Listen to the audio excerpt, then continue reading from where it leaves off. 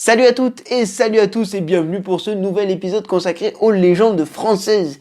Qui dit retour de ce format dit retour du Pays Basque, et oui, le magnifique Pays Basque, et plus particulièrement le petit village de Licques, dont l'histoire du pont est absolument géniale.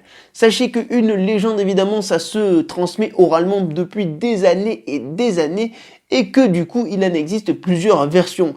La version que je vous propose aujourd'hui, eh bien, c'est une vision tout à fait personnelle et j'espère que ceci va vous plaire. En attendant, je vous souhaite un bon épisode, on se retrouve juste après.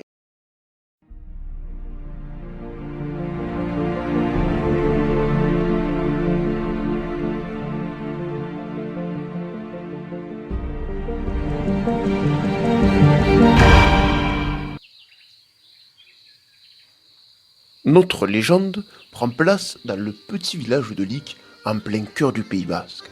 Et comme dans tous les villages du Pays Basque, on y aime faire la fête. À de très nombreuses occasions, on se retrouve pour boire quelques verres, danser ou même chanter quelques airs bien connus en ces terres. Tout semble être pour le mieux pour les gens du coin. Malheureusement, seule une chose empêchait les jeunes du village d'être vraiment heureux.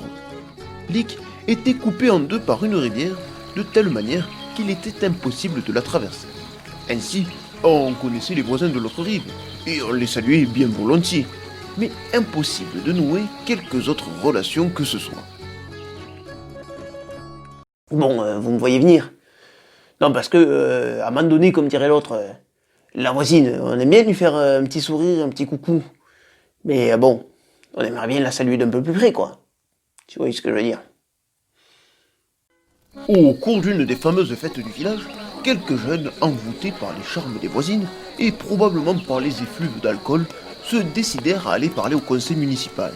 Ils demandèrent alors à ce qu'un pont soit construit pour pouvoir enjamber la rivière et qui sait, peut-être plus. Le conseil municipal se décide alors à se réunir. Enfin, ils mettent du temps, mais bon, c'est un conseil municipal. Il convoque alors les plus grands spécialistes de France et de Navarre pour fabriquer ce fameux pont. Ingénieurs, architectes, hydrauliciens et autres hydromachins se présentent dans le petit village et tous sont unanimes. Il est impossible de construire à cet endroit. La rivière est beaucoup trop puissante et les rives bien trop instables.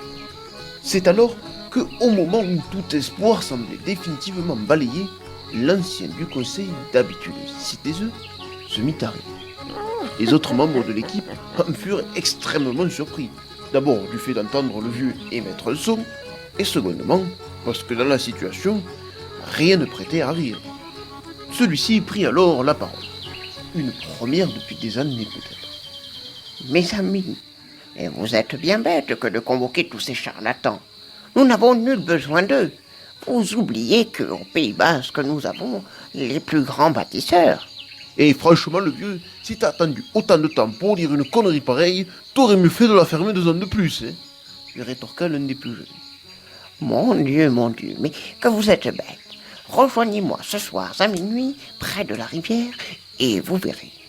Le conseil réfléchit et se dit « Et c'est en dehors des horaires de travail qu'on finit à 16h30 que t'exagères quand même avec toutes tes conneries et conneries. » Enfin bon, après quelques minutes de discussion, la raison finit par l'emporter et on se dit que l'ancien, il a peut-être encore des choses à nous apprendre.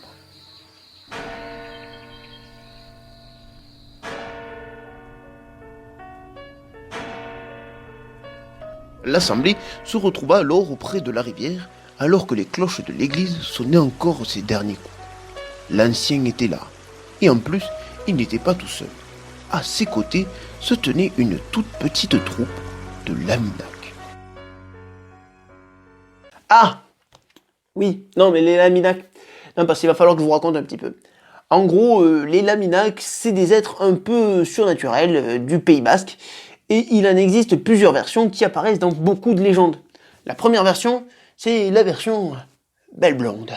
C'est-à-dire que ce sont de magnifiques femmes avec des cheveux d'or qui ont un seul défaut, en plus d'être un peu bêtes, c'est d'avoir une partie animale. Bon, et ces Laminac, qu'est-ce qu'elles font? Eh bien, elles vivent tout simplement dans les grottes toute la journée, et elles sortent la nuit pour se mettre sur les rochers en bord de rivière et se coiffer les cheveux avec un peigne en or C'est palpitant comme vie, on adore. La deuxième version de la Laminac, c'est la version portugaise. C'est-à-dire que c'est des petits hommes, très poilus et super bâtisseurs. Si ça c'est pas une légende de portugais, je m'appelle pas Enzo. Ah oui, juste avant que je reprenne le récit, il faut que je vous rajoute juste une petite chose. Les Laminac, un peu comme toutes les entités mythologiques du Pays Basque, en fait, ils ont peur du jour. Ouais, je sais, c'est bizarre, mais c'est comme ça. Bon allez, je vous laisse. Notre assemblée entre hommes et Laminac peut ainsi commencer.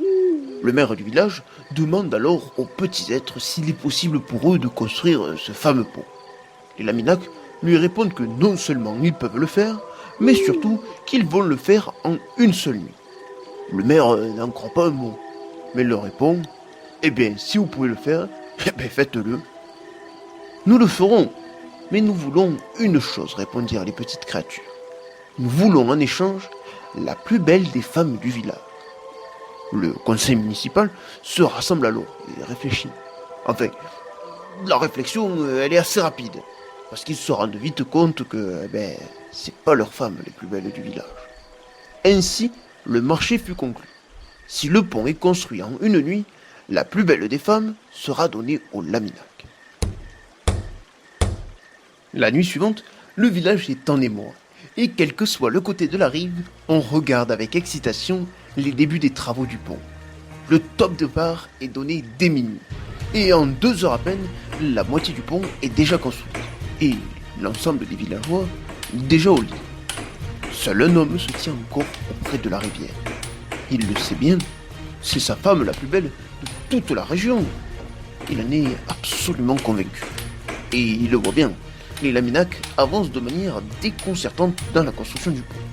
Pour sûr, ils finiront avant la fin de la nuit et il perdra sa belle par la même occasion. Il se mit alors à réfléchir à toute vitesse. Comment pourrait-il empêcher cela? Heureusement, le jeune berger est malin. Et en plus, c'est un vrai basque qui connaît les histoires de son pays. Il sait qu'une seule chose peut faire peur aux Laminac. Et alors que ceux-ci sont proches de finir l'ouvrage, le berger met le feu au poulailler du voisin et file un coup de pied au cul du coq qui se mit à chanter.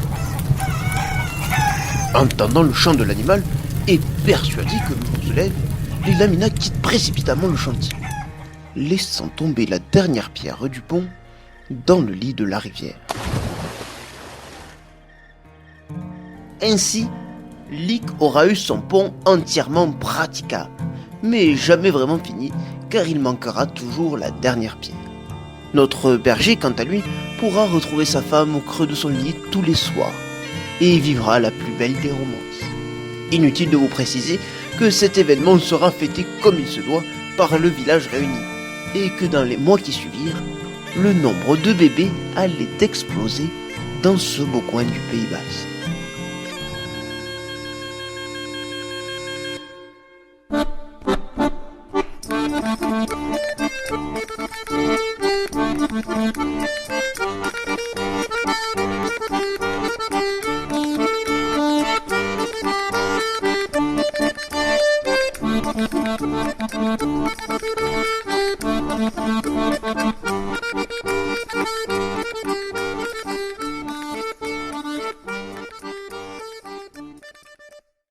Les amis, j'espère que cette vidéo vous a plu et que cette histoire surtout vous a plu, cette histoire de Laminac. Sachez qu'elle a un vrai fond de vérité cette histoire, et oui ça peut paraître étonnant, mais quand vous allez à Lick au Pays Basque aujourd'hui encore, vous allez pouvoir passer sur ce fameux pont, et sur ce pont, un panneau routier indique Pont des Laminac. Donc la légende, encore une fois, influence la réalité, et la réalité influence la légende. Sachez que les histoires de Laminac, il y en a plein au Pays Basque, il y en a énormément sous ces deux versions, la version belle blonde et la version portugaise. Hein. Sachez que si ça vous plaît ces histoires sur les Laminac, eh bien vous pouvez me le mettre dans les commentaires, vous pouvez laisser un petit like sur la vidéo, voire même la partager sur tous les réseaux sociaux afin de faire quelque chose de très sympa sur cette chaîne et de continuer les vidéos. En attendant, moi je vous fais de gros bisous, ciao, bye bye et au prochain épisode.